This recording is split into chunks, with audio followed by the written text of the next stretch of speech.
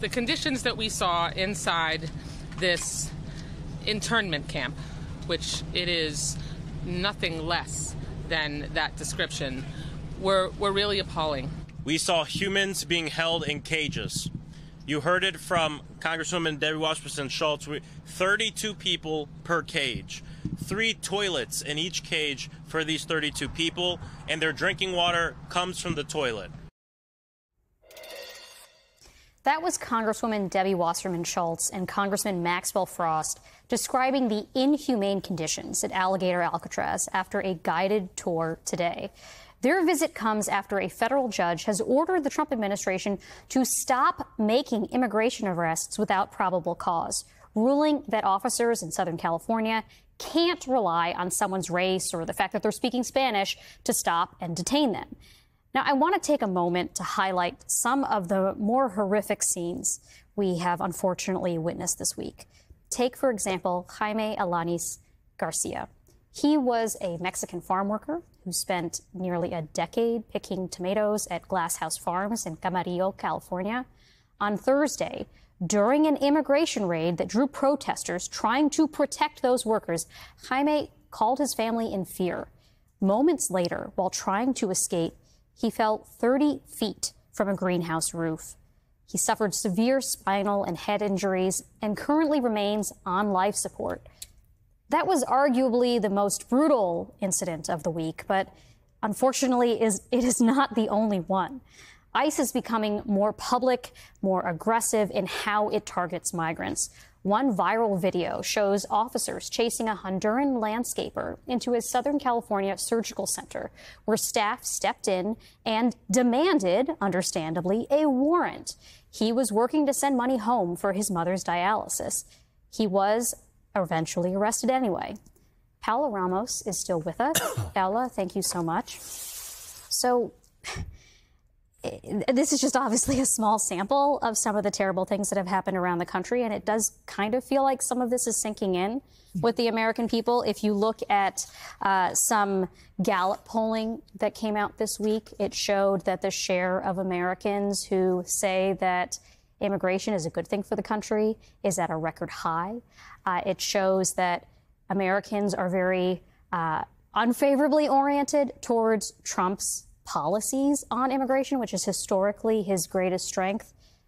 My question is the tide finally turning on this? Or is this what people voted for? You know, I think Americans have had an identity crisis when it comes to immigration. I mean, the amount of times that we've had this conversation, we're for, we're against, we're for, we're against. And it feels like to me that Americans have to be confronted with the worst parts of this country. No, it's only when we see the images of families being separated that we care. That we stop forgetting. It's only when we see ICE storming into private homes without warrants that we care. And so for a country that sells a story of being a country of immigrants, of being a country that believes in the American dream, I think it is time to finally reckon with whether or not this is what we're for or not. Because I'm not so sure that 4 years from now we'll have the same debate. No, an America that once again votes for someone that is promising mass deportations. What scares me, though, is that there is a new pattern that's emerging outside of our borders, and that is that there is an increasing group of people that are choosing to leave this country and that are reverse migrating. And when you ask them why, it's because they fundamentally have stopped believing in the American dream. And there's something almost liberating, for the first time ever, of letting go and almost seeing America from afar and understanding that it seems from afar that it is this kind of like failing, falling empire. And that, I think, can have very profound consequences. Well, in Trump's first term, there was also a lot of loathing and disgust at the family separations policy, right? And Americans became much more pro-immigrant then, and then that faded away. So, you know what? I actually think I'll say maybe something controversial. One of the reasons why I think Joe Biden won in 2020, I think it's because there was a big moral clarity around this pro-immigration stance that the Democratic Party had. I think 4 years later, in 2024, you had a Democratic Party that kind of tiptoes around their values. No, they're in this like perpetual identity crisis of, are we for or against? And I think at the end of the day, that helped Trump. Yeah, I mean, they were running actually in his direction. Exactly. But with less credibility because only months or a few years earlier they had a completely different message. And I think to your earlier question too, Catherine, like I think two things can be true, which is that this is what people voted for. I think if you go back and you listen to Trump's campaign speeches, he was very, very clear about what he wanted to do. You look at the signs. They had the banners or posters. But only the bad immigrants, only the criminals and the gangbangers. The idea of bad was very expansive. Everybody was bad. They didn't really promise that it was just going to be gangbangers. Well, it wasn't. It's not only that, but they were also saying these are people stealing your jobs. So to your point, everybody was bad. They were either bad because they were criminals, rapists, and gang members, or they were bad because they were stealing your jobs and taking the jobs of brown people and black people. And so you should hate them and we should get them out for you. Yeah. So two things can be true. You did vote for this, but then also to see it in action is a completely different experience, I think. Do you see now that this polling has come out? I'm curious how you think Democrats are going to re-strategize around this, because a significant amount of the party still believes that when you're battling against someone like Donald Trump, what you're supposed to do is actually try to meet them where they are and match them on issues like immigration. Like talk policy. Exactly. Or try to prove that that they have some like level of right-wing bona fides on the issue.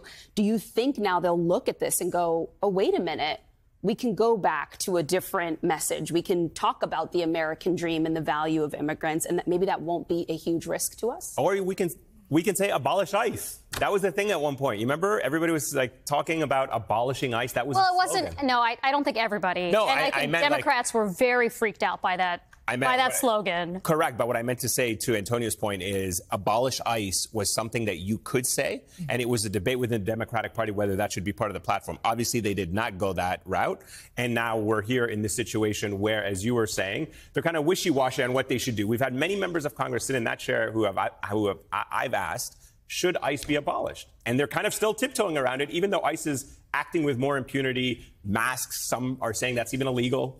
I think that's what they're trying to figure out, and I think that's kind of the lessons learned from Zoran Mamdani's success. Know that he was very, very clear about what he was for, and I think the lesson here is that it's not enough to be against Trump. No, it's not enough to be against this. They have to be for something, and I think now it's being handed to them.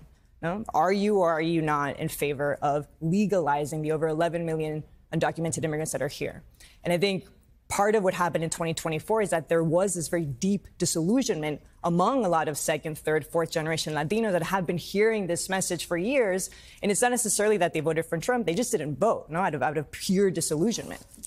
I do think that there's an opportunity even there, right? Because right now we're seeing members of the right try to signal to the Trump administration, do not go after amnesty. Do not actually come up with a solution to create legal status for all these workers that companies and communities depend on here, even though at times he's flirted with and suggested. I mean, at one point he even said to R. Von Hilliard, oh, I'm looking at options around doing something like that. Well, there's not even talk about like, for possible like hotel workers and farm workers, because he's facing some kind of pressure that. But it seems to me to be a window. If I were a Democrat, I would say people have an appetite for that. There's a conversation around that. Why am I not even just, I don't know, proposing something? Well, this is what I get back to with the good, you know, the prototypical good versus bad immigrants, which is obviously not a way we should categorize people. But it's like people want the immigrants gone, but not their landscaper. Not the person taking care of their elderly mother, not their child's nanny. Those are the good ones, the people that they know personally and who they see as human. Right. Those people deserve to stay. It's these, you know, nebulous other scary people who deserve to leave. And I think that Democrats are struggling with like how to sort of thread the needle on that quasi-racism, nativism, you know, sentiment that's out there. So. Well, Paula Ramos, always great to have you. Thank you for being here with us. Thank you, Paula.